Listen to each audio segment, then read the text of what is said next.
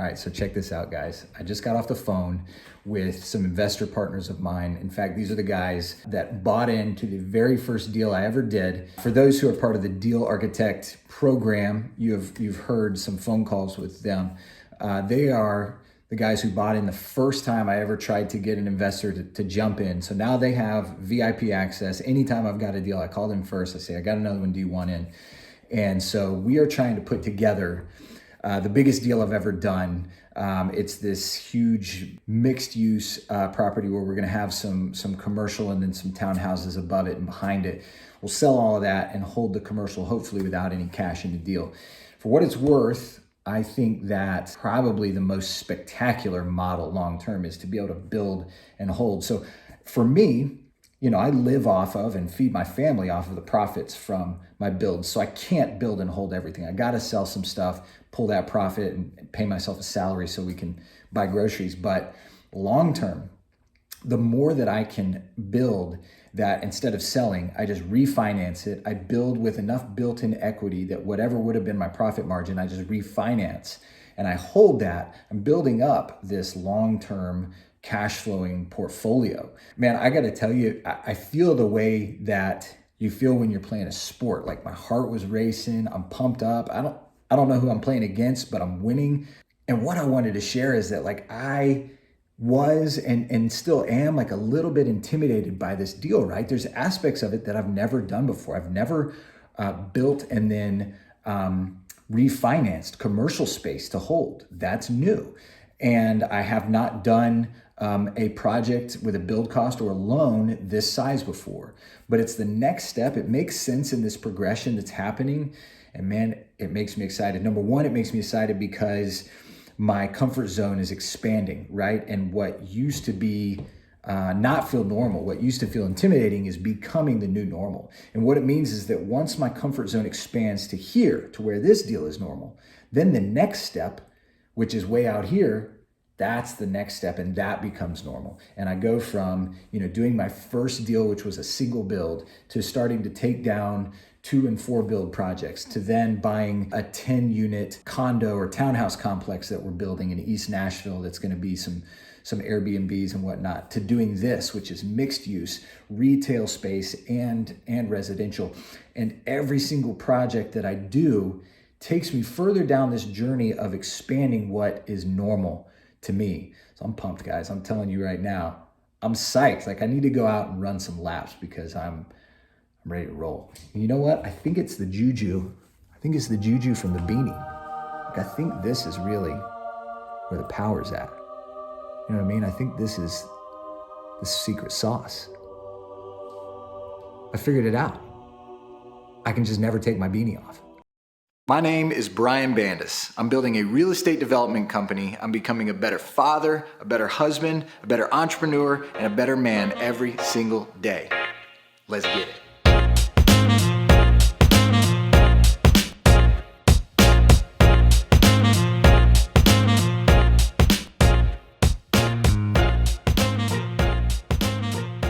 As soon as I contract this thing, which I'm signing today, I've got a couple things that have to happen right away. Number one, I have to lock in the money.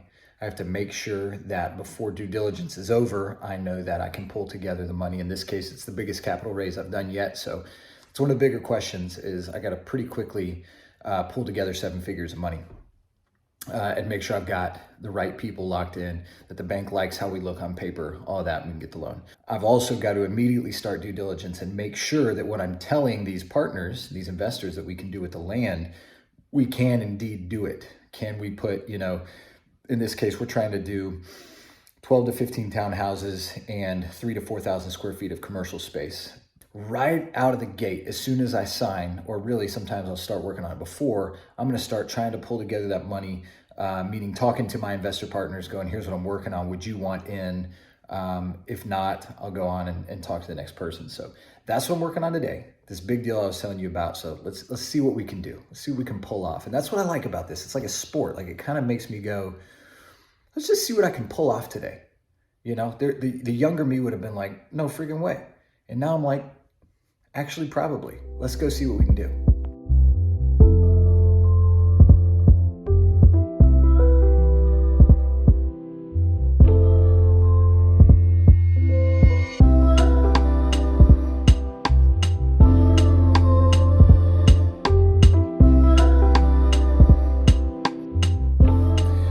So I just got a property sent to me from a buddy of mine who's a really active wholesaler in the city here in Nashville.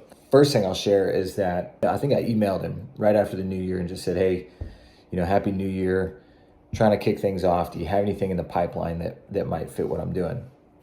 And so he sent me over this commercial lot, which I think could be great for my first mixed use project. And one of the main things that I've wanted to grow into from just starting off building one house at a time is eventually doing mixed use where I've got some retail on the bottom. Maybe I can sell the residential stuff that I build and have it basically pay for, the retail or the office space. So I hold this commercial space that's cash flowing for free.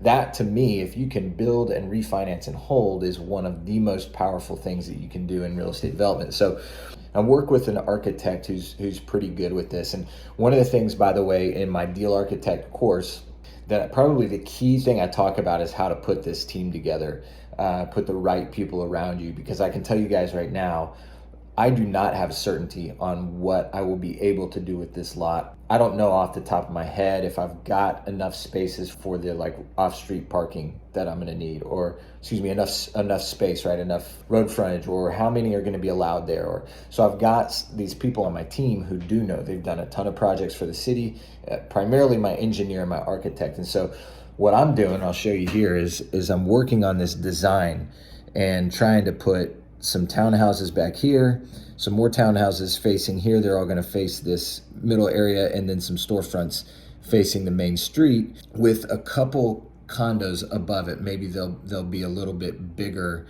What I don't know is if this concept, and certainly the way that I've laid it out, is going to work. He'll come back and say, man, this setback over here isn't going to work, or we are required to have a lot more parking. But as I go, this is how I learn. And the temptation for me is when I get this property, I've never done this type of project. I'm getting close to it. I've got a commercially zoned lot that we're doing Airbnb townhouses on that's similar, but I haven't done the commercial space yet, which is a different type of build out. You sort of build this shell, and I haven't done one quite this big. And for me, that is what I've had to teach myself, is that this is how I learn. Rather than getting that property sent to me and going, man, I haven't done that, I don't really know how to do it.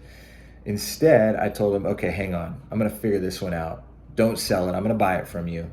And I gotta figure two things out. Number one, fairly quickly, I have to figure out what I can do with this, and does it make sense for the price they're offering. So let's just use some imaginary numbers. If they're asking, $1 million for this lot, which is actually not far off, then I gotta figure out if I can build 10 townhouses that I'm paying $100,000 per building pad. Do those numbers work? If I can build 15, or if I can build 20, now I'm only paying $50,000 per building pad. And based on what it costs me to build and based on what I can sell them for, do those numbers work? Or what is this commercial space can be worth once it's built out and it's facing this main road? I put myself purposefully under pressure. And the pressure is, these guys need to know if I'm gonna buy this. And I need to tell them yes or no. And if I'm going to say yes, I need to have a lot of these answers in a short period of time. So I've put myself under pressure now by saying, give me a couple days, don't sell it to somebody else. I want it. Let me do a little research. So I'm going to send this concept over to my architect. It's obviously a really rough drawing. I mean, we can laugh at it together. I mean, it's just some boxes and some text on preview, but he'll tell me now specifically, he'll go, yes, okay, we can do this, but we need a little more space for the parking lot. Or we actually don't need as much space for the parking lot, and we can make our, townhouse units a little deeper. Or, one of the big questions is access for fire trucks. And he can go, hey man, we can't go above 3 stories here, or, because there's power lines, or, there's a lot of different versions of that having the right people on my team. And for those of you who are wanting to develop or wanting to build a business, having the right people on your team, I don't have to know all these answers. I just got to know who to call and build a good relationship with them. And thankfully, I've got a couple people in my corner who believe in me. They've done some work, so I've spent some money with them, and I've built up some equity. So when I call him, or when I email this to him and say, will you just look at this and help me figure out what's possible? He'll spend the time to do that, and as I go, he'll educate me. So I'm putting myself under some pressure here to get these answers, to know whether or not I can spend this money. What I don't want to do is tell my buddy, yeah, I'll buy it for $1 million, and then turn around and find out, oh shoot, actually, because of X, Y, and Z, I can only put 4 things here, and now I'm screwed because I'm paid $250,000 per building pad, right? So having the right team around me allows me to answer those questions, and hopefully in a pretty timely fashion.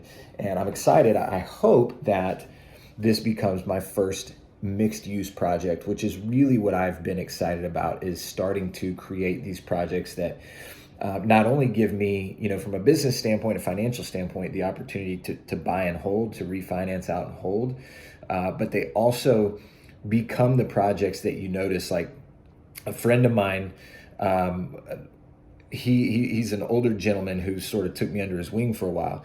He did a mixed use project like this in a really cool part of town, and he put this huge mural that now everybody knows on the side. It was like sort of this artsy part of town, and he did this big cool mural of a dragon, and he was able to add some character to the neighborhood. And so my hope with this would be the same way. Like, there is a creative, artistic component. Yeah, I'm going to provide some housing and provide some retail, but I can do something visually with this that would make it kind of cool and stick out and add some character to this area of town. And I've been wanting to do that type of project for a long time. So hopefully this video is the very beginning of my first mixed use project, and I'm hoping based on this that I can get 3-4 retail or office spaces, and maybe on the high side 15 condos or townhouses. So I hope I look back at this and I go, oh man, that was the first